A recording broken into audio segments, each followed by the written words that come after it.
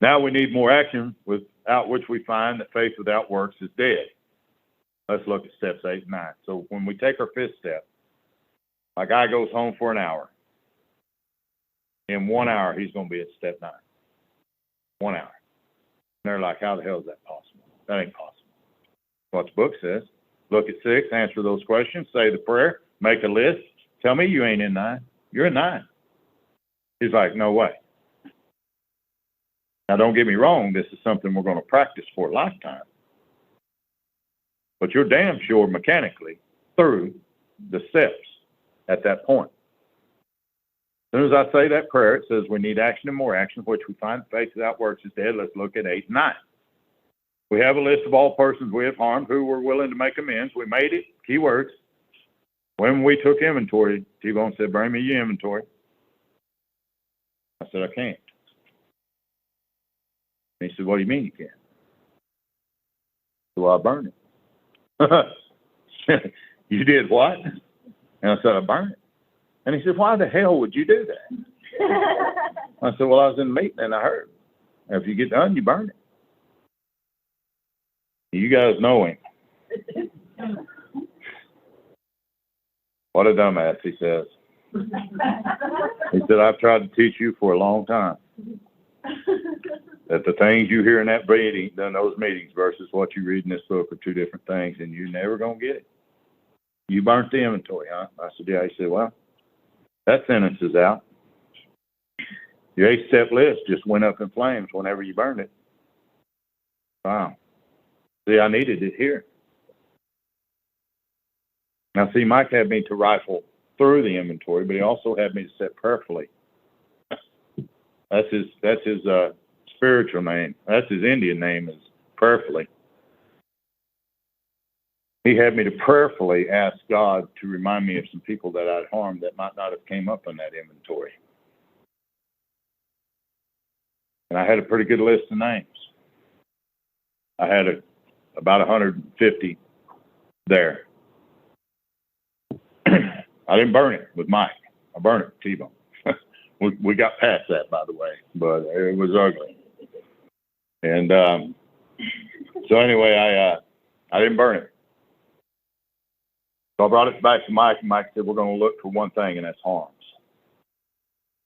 He said, now some of these you just merely owe an apology. We're going to scratch those names out, and you make an apology. Some of them you just need to clean the air, clean it up.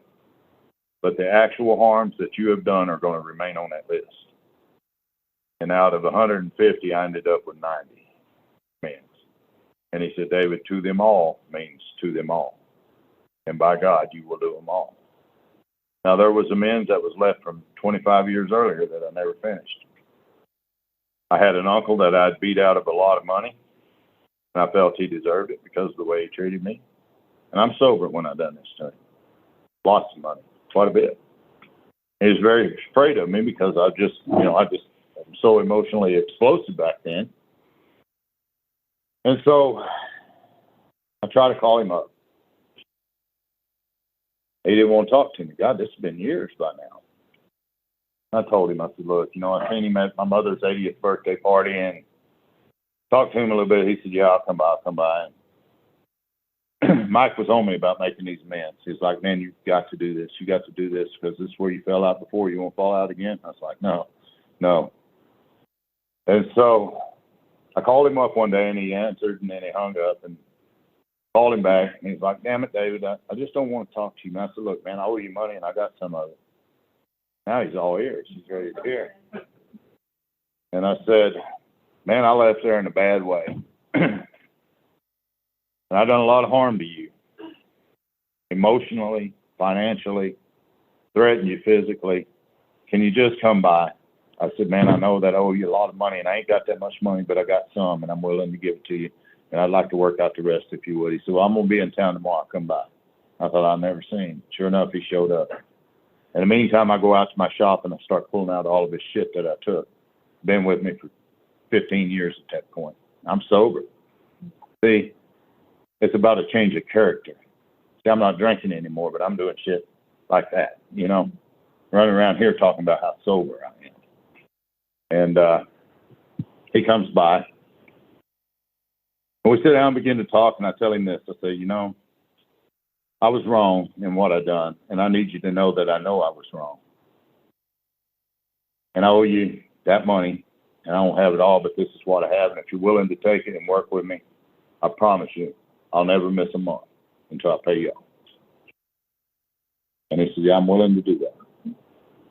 And so we made an agreement. I gave him what I had, and we made an agreement. And when he went to walk out, I said, by the way, I said, I got a lot of your shit. I won't get back to you. And as we was loading all that stuff up in his truck, I'm talking about battery chargers, hoop nets. I mean, you wouldn't believe all the shit I just took away from him, He's like, man, I forgot about that. I forgot about that. I forgot about that. And so he said, he turned around, he said, man, he said, if you get in bind in a month, he said, don't worry about paying me. Just pay me the next month. No, I'll make sure, dude. What we agreed on is what I'm going to pay you. He said, okay. I paid him every month faithfully. I never missed. It took me 2 more years from there. But I paid him everything that I owed him, everything. And that was amends that I left behind for 20 years. And so here's what happened. He went away that day, and we're not buddies anymore like we were back then. We don't fish together all the time and do all this different stuff. But you know what? I see him in town today. He's not afraid to approach me and shake my hand. I ran into him at the clinic one day. He come over and sat by me. We talked for a long time. If it don't ever get any better than that, you know what? That's good enough for me. That's what we do here. I had to go back to my mama. I had to go back to my wife. Big one. I had to, had a little aunt. I forgot about it. She wasn't on the list. I just didn't think about it. So I'm riding around fishing one day, doing what I do, and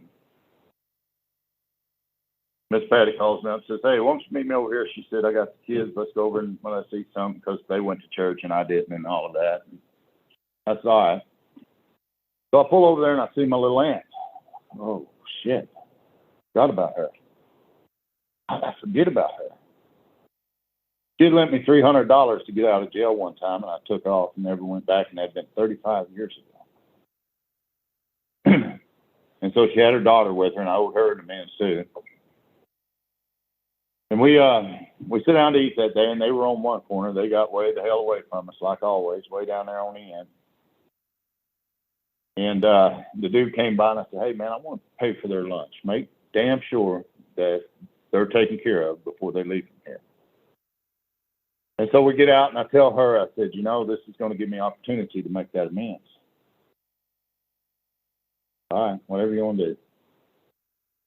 And so next day I get a phone call. I'm expecting it. She's like, David, I just wanted to thank you for taking care of our lunch yesterday. I didn't expect that to happen. And I said, I've been thinking about you quite a bit. I said, is there any way I could come by to see you? I don't want much of your time, and I don't want anything from you. Can I just come by for a couple minutes? I'd like to see you. I ain't seen you in a lot of years. And she said, yeah, it'd be good. Come by. So I run to the bank, and I grab $1,000. I go to her. I'd only got her for $300, but this has been 35 years. It should have been way more than $1,000 by now if you added the interest into it. And so I go to her and I say, we talked for a little bit. And I said, do you remember the time that you bailed me out of jail with your money? And that was all the money you had to take care of bills. And she said, oh, I remember, yeah. I said, I'd like to give that back. And she was like, I don't want your money, David. And I said, it's not my money. It's your money. I should have came back. I never did. And so I would really like for you to take it. And she said, are you sure? I said, oh, I'm more than sure. So I handed her all that money, and she said it was only $300. I said, it's been 35 years ago. I said, that probably ain't enough. You want to add up interest? She said, no. She said, you sure? I said, I'm more than sure. I just need you to be sure if that's the right amount. And she said, oh, yeah, that's good. And I walked away from that day giving her a big hug. And every time I see her in town now, we wave, we smile, we got a good relationship. Hell, she invited me to come over for Thanksgiving. I wasn't even allowed back in her house ever again. We get to heal here. It was the coolest thing, you know. And I could tell you story after story after story. And whenever I go into a meeting of Alcoholics Anonymous, I'd hell of a lot rather hear about an immense story as a drunk-a-log any day of the week, because that's how we heal here. And that's what the book is telling us at this point. It's saying, the last couple of sentences before the last paragraph there on page 76, if we haven't the will to do that, we ask. That's a prayer. That's the 8-step prayer. We ask until it comes. Remember, it was agreed in the beginning that we go to any lengths for victory over alcohol. So if we look at the top of 77, it says we might prejudice them. At the moment, we're trying to put our lives in order. It's not an end in itself. Our real purpose is to fit ourselves to be of maximum service to God and people about us. So I used to run around saying that all the time. You know, my real purpose is to be of maximum service to God and the people about us. And T-Bone pulled me outside the meeting one night and he said, you know what? You don't even know what the hell you're talking about. I said, well, hell, it's what the book says. He said, no, it ain't. No, it ain't. I said, damn sure it is. It says, you know, that my real purpose is to be a maximum. He said, no, it says that your real purpose is to fit yourself. You're leaving out that part. Wow. Well, how do I get fit? If I want to go to the gym and get fit, I'm going to have to work out. I'm going to have to spiritually work out if I want to get fit in order to fulfill my real purpose. Now, a soldier, a good soldier, he fits himself for duty. No matter what that duty may be, when that time comes, he's fit for it. He knows. That's the same thing we do here. We spiritually fit ourselves because we're fixing to walk in. See, I told Steve on one time, I said, I don't really want to go and give my life to God. And he said, why? He said, for one thing, you don't give your life to God. You turn it over to the care of God. But why in the hell would you not want to do that?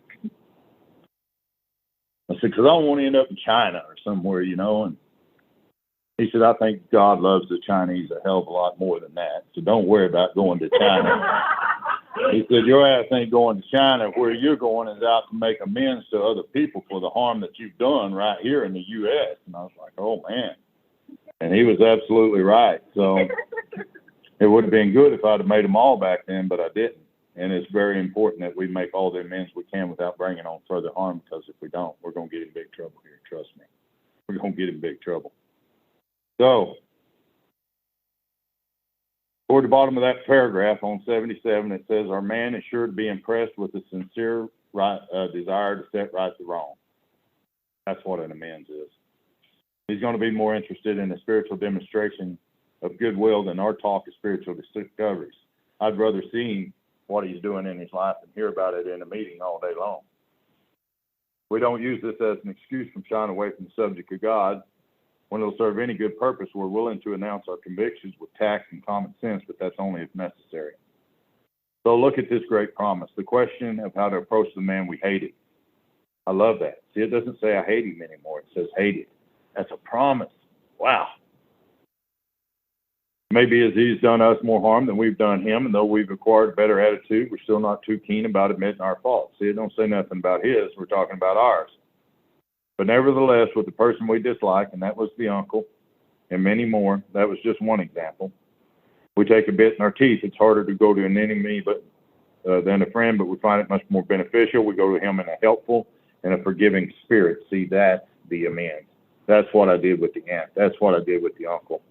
Confessing our former ill feeling and expressing our regret. And so that's what I do. I regret what happened. I was wrong, and I need you to know I was wrong. And as long as you're not asking me to do anything illegal or immoral, I stand ready to make that amends right now. And that's what I told him. If you ask me to do something crazy, I ain't going to do that. I've never failed to have a good outcome whenever I've done this. Page 78. Middle of the page. Most alcoholics owe money. Anybody coming in here owing money other than me? Well, this is what we do about it. We don't dodge our creditors. They always want to run from them. then try to convince everybody how tough I am. Telling them what we're trying to do, not what we're doing, but what we're trying to do. We make no bones about our drinking. They probably know about it anyway, whether we think so or not. Or we're afraid of disclosing our alcoholism on the theory that we may cause financial harm. The only reason that I'm ever afraid of that is because I'm afraid it's going to cause financial harm to me. I don't really have anything to do with them. I'm more worried about me when I'm in that state of mind. But approached in this way, the most ruthless creditor will sometimes surprise us. Now, that's exactly what happened to me. Whenever I worked for a coal company back in McAllister back in 2008, I'd been sober for a long time. But I took advantage of that good company. Even though they were paying me more than 6 figures a year, I didn't feel like it was enough. I needed more, so I started taking from them. And I did it in such a way that they could never track it back to me ever again. But when I went through this work in 2019 with Mike, this came up again. I was like, shit, I did not want to see this, man. We're talking a lot of money, a lot. But it kept coming up through the years and kept coming. Every time I tried to work the steps, it'd come up. I just told him, I said, man, they're gonna put me away. If I do this, they're gonna put me away for good. And I can't risk that. And he said, you're gonna have to find a way to get over that fear. You got to, or you're going back to what you always done.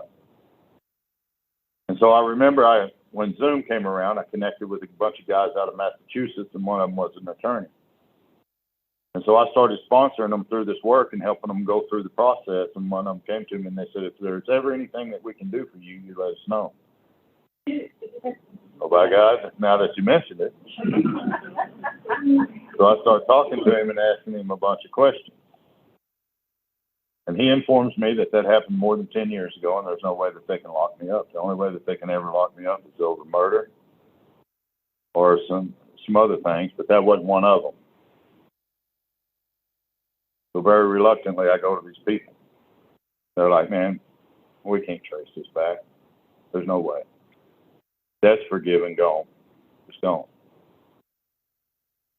Whew. I carried that around all them years. And see, Mike told me, he said, Dave, when you go to somebody to make amends and they tell you no, you don't say, no, I'm an Alcoholics Anonymous today. I have to make that amends. He said, if that man is humble enough to accept your amends and you tell him what you want to do, who are you to tell him, no, I can't do it the way you two just told me to do it. We got to do it the way that I say that we got to do it. Our book don't say nothing about that kind of shit. We hear that in the meetings, and we live by that. And, man, we get sick. So what happened was, intuitively, I knew that I needed to do something, because that's a lot of money. So what I ended up doing, and this intuitively came through me after a sweat lodge one day, I was sitting there and I thought, you know what, that money needs to go somewhere. Who have I hurt the most? And so I went home and I talked with Miss Patty about it. I said, what do you think? I said, I really need to give it, a good part of it, to a homeless shelter for women. There's a whole story up behind that. And I feel like giving the other half of it to a pregnancy crisis center. There's a whole story up behind that. And she said, I think it's a good idea. She said, we got the biggest part of that money, just go ahead and take it. And I said, no. The other part of my intuitiveness tells me that I'm going to work for every damn bit of this. I'm not taking it from us. You wasn't in on that, and I'm not going to take that money from you. I'm going to start doing extra jobs. I'm going to start working overtime. My annual bonuses that I receive, I'm going to start putting them back. And pretty soon, slowly, I start building this money up. And I'm damn close to that very last amends, because, see, I've made all 89 of them. That's the only one left. And I'm close. I'm within $1,500 of it now, and we're talking several thousands of dollars. And I have a good feeling here, probably within the next few months, I'm going to be able to disperse that check both ways. And those amends are clean. It's over. After all those years. Wow. So we get to heal here. We get to heal. Look at what it says right here. Arranging the best deal we can, we let these people know we're sorry. Wow. I told an Alcoholics Anonymous, you don't run around and say you're sorry in an amends. My book says that's bullshit. It says right here, we let these people know we're sorry. I don't walk around with my head down. I go, I'm sorry. No, I need to do something about it. How can I right the wrong? I'm sorry for what I done, but I damn sure say I'm sorry. Our drinking has made us slow to pay. We must lose our fear of creditors, no matter how far down we have to go, because we're liable to drink if we're afraid to face them. And that's what my fear was all of those years that I was running from this. Perhaps we've committed the criminal offense that might land us in jail if it were known to the authorities. We may be short in our accounts and unable to make good. We've already admitted this in the confidence with another person. Remember, we did that in step 5. But we're sure we'd be in prison or lose our job if it were known. Maybe it's only a petty offense since it's bad in the expense account. Man, I sure did that. It's more than a petty offense. It was more like a major. Most of us have done that sort of thing. So maybe we've divorced and remarried, but we haven't kept up alimony. Number 1, she's indignant, has a warrant out for our arrest. That's a common form of trouble too. Although these reparations take innumerable forms, there are some general principles which we find guiding. Reminding ourselves, and I need to remind myself of this often. I have decided to go to any lengths to find a spiritual experience. See, not just get sober. We ask. Anytime I see those 2 words in this book, that means there's a prayer. We ask that we be given the strength and direction to do the right thing, no matter what the personal consequences may be. And I pray that prayer often, often. We may lose our position, our reputation, or face jail, but we're willing. We have to be. We must not shrink at anything. So, in the next 5 minutes here, we'll take a break here at 4, but let's look at the bottom of page 80. There's some good reading in between there, but for time's sake, we're going to drop to the bottom of page 80. The chances are that we have domestic troubles. Pretty good chance of that, huh? Perhaps we're mixed up with women in a fashion we wouldn't care to have advertised. Maybe we did have done that sober, huh? We doubt if in this respect alcoholics are fundamentally much worse than other people. Boy, I'm sure glad to read that. But drinking does complicate sex relations in the home. After a few years, with an alcoholic, the wife gets worn out, resentful, and uncommunicative. How can she be anything else? So the husband begins to feel lonely and sorry for himself. He begins to look around the nightclubs or the AA meeting or the local conferences or whatever it may be, huh? For the equivalent, something besides liquor. Perhaps he's having a secret and exciting affair with a girl who understands. In fairness, we must say that she may understand, but what are we going to do about a thing like that? My God. A man so involved often feels very remorseful at times, especially if he's married to a loyal and courageous girl who has literally gone through hell for him. And I promise you that was my experience. Whatever the situation, we usually have to do something about it. Yeah, we're going to have to do something about it. If our wife does not know, should we tell her? Not always. We think if she knows in a general way we've been wild, should we tell her in detail? I wrestled with this, and a lot of guys bring this to me. Their counselors will tell them you need to write a disclosure letter. You need to bring it here, bring your wife here, and you read it in front of her and tell her what you've done. I told him, dude, don't do that. Don't do that, man. He's like, no, he told me that. I don't give a damn what he told you. The book says right here, he said, I'm reading this right here, David. Look at this. It says, you know, whatever the situation, we got to do something. If you don't know, we don't tell her in a general way. Undoubtedly, we should admit our fault. I said, dude, your fault wasn't what you did. Your fault was what drove you to do what you did. You better start talking to her about that. Don't go in detail and lay that kind of emotional harm onto that woman. You know what that's going to do to her? That's going to bring trauma unlike you ever seen in your life. There's going to be hell to pay up over that. You can do what you want, but if you're seeking my experience in this, don't do that. Don't do that. Because if you do, you're fixing to lay ground for a lot of hell to come for a lot of people. So I never, ever, ever tell a guy to do that. So whatever the situation, we're going to have to do something about it. She may insist on knowing all the particulars. She'll want to know who the woman is, where she is. We feel we ought to say to her that we have no right to involve another person. And at that point, you better start putting up your guard. You're probably going to get the hell slapped out of it. And so we are sorry for what we have done, and God willing, it shall not be repeated. More than that, we cannot do. We have no right to go further. And that's what I tell them. Don't go no further with that, man. Though there may be justifiable exceptions, and though we wish to lay down no rule of any sort, we've often found this the best course to take. So look how Bill writes. He must have got caught, right? like some of the rest of us. Well, our design for living is not a one-way street. It's good for the wife and the husband. Yeah, yeah. You go tell your wife that. See what happens. If we can forget, so can she. Uh-huh. Yeah. It's better, however, that one does not needlessly name a person upon whom she can invent jealousy. Why don't we take a break? Looks like we kind of left off on page 82 there. There's a long section across here about amends.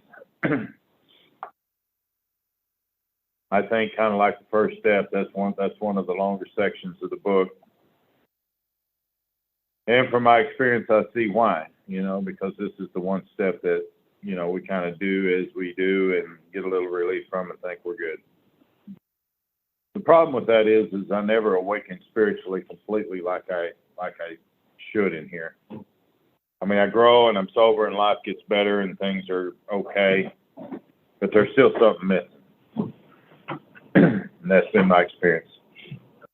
So we're going to get out of talking about everything we were talking about. Let's do that. Let's drop down to the bottom of page 82. Alcohol is like a tornado, even sober, right? Roaring his way through the lives of others. Hearts are broken. I can guarantee you. I know people that would agree with that 100%.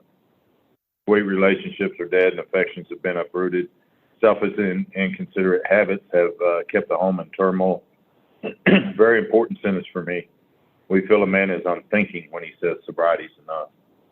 We hear that all the time. Just stay sober. That's all you got to do. Just stay sober. Bullshit. It's so much more than that. We have to have that. Don't get me wrong. But it's far from that being it. And our book tells us right there, a man's unthinking when he says something like that. We don't just drink, go to meetings. Don't drink, go to meetings. He's like the farmer who came up out of the cyclone cellar to find his homeroom. To his wife, he remarked, "Don't see anything the matter here, Ma," and glad that the wind stopped blowing. And that's kind of how I felt every time I go through one of those bouts and come out on the other side and be like, whew, glad the wind quit blowing, Hell of a storm yet to come, though, for most of it. There's a long period of reconstruction ahead, and that's talking about within inside of me. I need to heal in here so that I can make it right out here. We must take the lead on making these amends. A remorseful mumbling that we are sorry will fit the bill at all. We ought to sit down with the family and frankly analyze the past as we now see it. Because see, now I'm a different man. I've had a spiritual experience. Things are different. Being very careful not to criticize them, their defects may be glaring, but chances are that our own actions are partly responsible. So we clean house with the family. Now this is going to start what's talking about 12 prayers, 12 visions, and 12 meditations. This is one. Asking. Anytime I see that word, that means pray. Asking each morning in meditation. So there's the prayer, there's the meditation. That our Creator show us. Anytime I'm asking Him to show me something, then I must have vision. So there's the vision. That they show us the way of patience, tolerance, kindness, and love. And I asked Mike, do you really do that on a daily basis? Honestly. I did every single day. I never miss. So I started doing it every single day. I don't miss. The spiritual life is not a theory. We have to live it. You'll hear it in here all the time. Works if you work it. Work, so you're worth it. You'll hear all of that chanting bullshit. And that's all good for hugs and loves. But the book says we have to live it. It doesn't say anything about working it. See, for 25 years, I knew it. I could talk it. I could impress you. I could make you laugh. I could make you cry, but I wasn't living it. So unless one's family expresses a desire to live upon spiritual principles, we think we ought not urge them. I'll have guys come all the time and they say, I just can't be with her anymore. She won't see my way of life. Always bring them back to this sentence. Unless one's family expresses the desire to live upon spiritual principles, we think we not ought to urge them. See, Miss Patty has never really come back to Alcoholics Anonymous to this day. And that's not to say she never will. I don't know. That's not my business now. It's hers. It says here, we think we not urge them. We should not talk incessantly to them about spiritual matters. I don't talk to her about the steps and all that stuff anymore. I just don't. They will change in time. And here's the only way that they're going to change. My behavior is going to convince them more than my words ever did. But see, I'm good at talking a lot of shit. I could do that drunk, and I could definitely do it sober. So it's not about my words. Watch what I do, not what I say. You want to know how to find the sponsor in Alcoholics Anonymous? Hang out there about 30 minutes before the meeting starts and listen to all the chatter and the bullshit. Come inside of here for an hour and listen to what they're saying around the table, and then go back out there 30 minutes after it's over and listen to that shit again.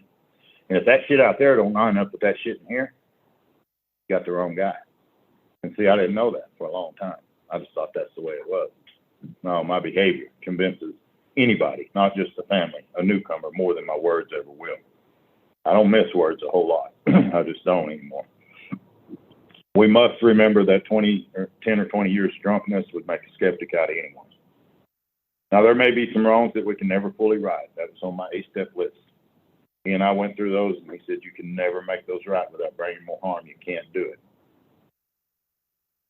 And he reminded me of this right here. We don't worry about it. If we can honestly say to ourselves that we would right them if we could, and I would. Some people cannot be seen.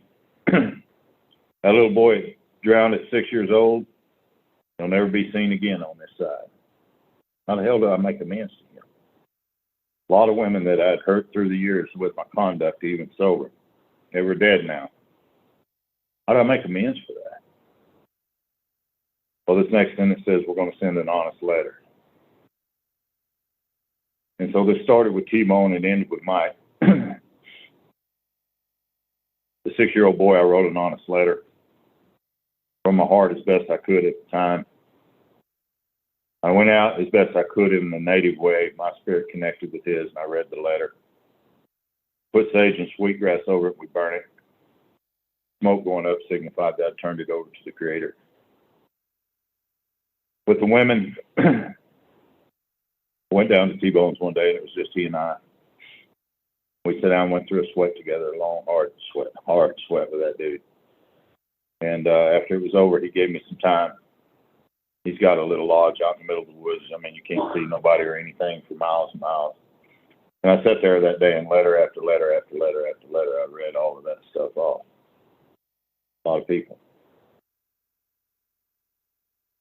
And that day, I just felt a sense of peace come over me.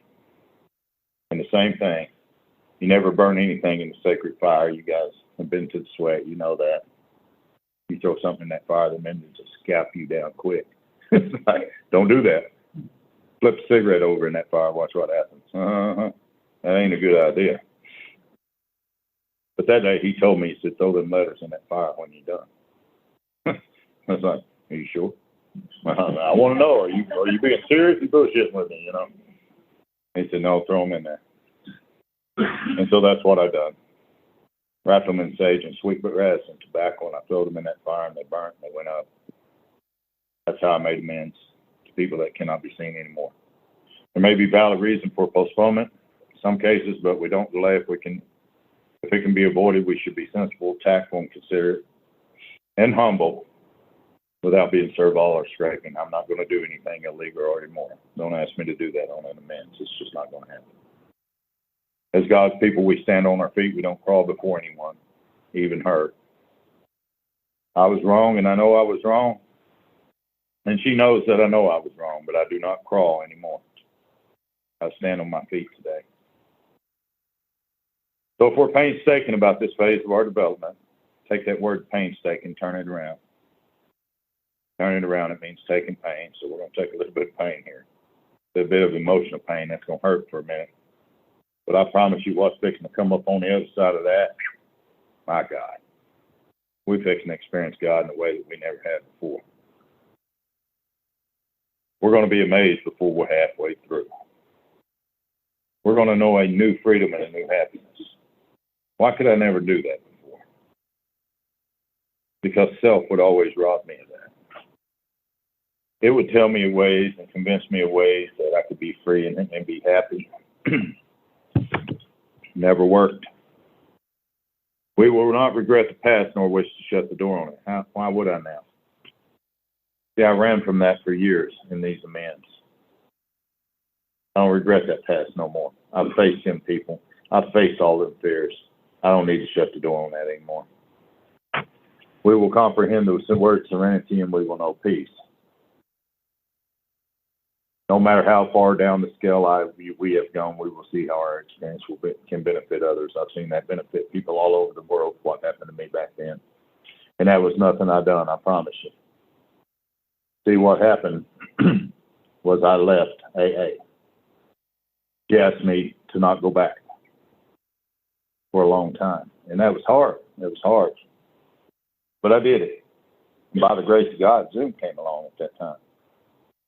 And see, a lot of people have a lot of bad things to say about Zoom. I love it. Saved my life. Because, see, I was able to connect with people. And when I got through this and I found this new freedom and this new happiness and I knew serenity and I knew peace, I began to talk about this freely of what happened to me. People started attracting to that. On Zoom, they were like, hey, can you come here and speak? Can you come here and speak? Can you come over here? I think it started out in the UK, and then it went to Scotland, then it went to Africa, and then it went to Iraq and Afghanistan. And it was like all of a sudden, I was starting to speak in all these places about what happened to me and then what I'd done through this process after emotionally bottomed out. And people started reaching out through WhatsApp and asking, hey, man, can you take me through this process the way that you've described? And so I started working with guys from overseas. And we started taking them through this process. I drive a semi-truck, so I drive all day long. They would call me like at 4:30 or 5:30 in the morning. I would read with them through the book. I could do this while I was going down the road because I know the book pretty good by memory, plus I have it here. And so, I would start working with them. I'd read them through this process the way that we've done here today. I'd get them the inventory. They would write inventory. They'd come back. This one got sober, and pretty soon another one came, and he got sober. And this kept growing and growing and growing. In less than a year's time, there was about 30 of us going through this process, and about 15 of them had made it to amends. And so I was going on vacation a couple of years ago there, and they were sending me all these 10 steps, the way that we're about to look at here in a few minutes, maybe if we get to that point. And I was like, guys, I'm going on vacation. I'd really like for you to put this in a group text to each other. They're like, I'm not comfortable with that. I don't know none of these dudes. I know you. I'm comfortable with you, not them. And so eventually I was like, I'm not asking you no more, damn it. This is the way we're doing it. They're like, okay, we'll do it.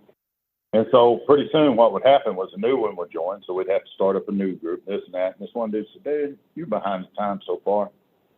Let's just get WhatsApp. Then if you want to delete somebody, or if they're not on it no more, you just take them off and you ain't got to keep changing. I'm like, you're in charge. Do it. And so he did it. And we started 10-stepping each other constantly. I got them all on Zoom one day. I said, I want you guys to meet each other. They're like, I don't know if I want to meet each other or not. So all of a sudden, I got dudes from Alaska. I got dudes from Hawaii. I got dudes from Indonesia. I got dudes from the UK. I got dudes from all over the world, Hong Kong. I mean, all these people all over the U.S. here, Florida, all over. And those guys start having a brotherhood and start loving each other because they start hearing each other's story, and they're like, shit, we're the same. We're the same. So there's so many of us now, we decide we're going to do a Sunday evening meeting just in the lineage of men. And I've watched this thing go to like from 30 to, and it just grew and grew and grew and grew, and all these guys are coming in now. If they didn't participate, hell, we just took them off. I mean, you can't be there and read everybody else's stuff and not put any of your own. We ain't putting up with none of that. And so we're growing and we're growing and we're growing in numbers, and pretty soon this thing is getting so big it's starting to overtake us, and I'm like, man, God is moving here.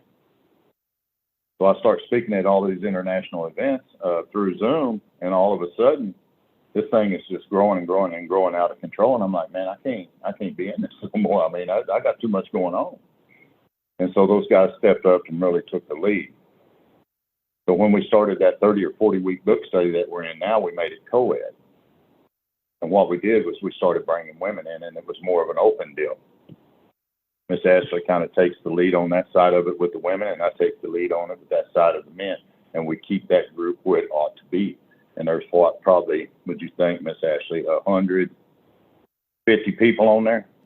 Or maybe not that many. How many? Would you think? About 120 or so, probably.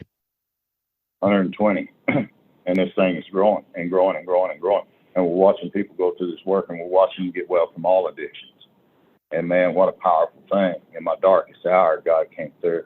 And it was like, from there, wow, how does that happen, you know? So we will know serenity, and we will know peace. No matter how far down the scale we've gone, we'll see how that experience will benefit us. I can see it now. The feeling of uselessness and self-pity will disappear.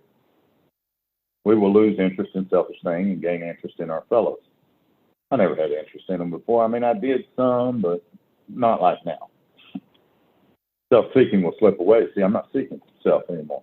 I'm not seeking reliance upon it, and I'm not seeking gratification for it. Our whole attitude and outlook upon life will change. Fear of people and economic insecurity will leave us. We'll intuitively know how to handle situations that used to baffle us. Intuitively, I know a lot of things today. There's a lot of things that come to me whenever I do these studies. It's just a lot of that just comes. I don't have to prepare and do all that. We'll suddenly realize God's doing for us what we could not do for ourselves. Are these extravagant promises? We think not. They're being fulfilled among us, sometimes quickly. That's the spiritual awakening. Sometimes slowly. That's the spiritual experience.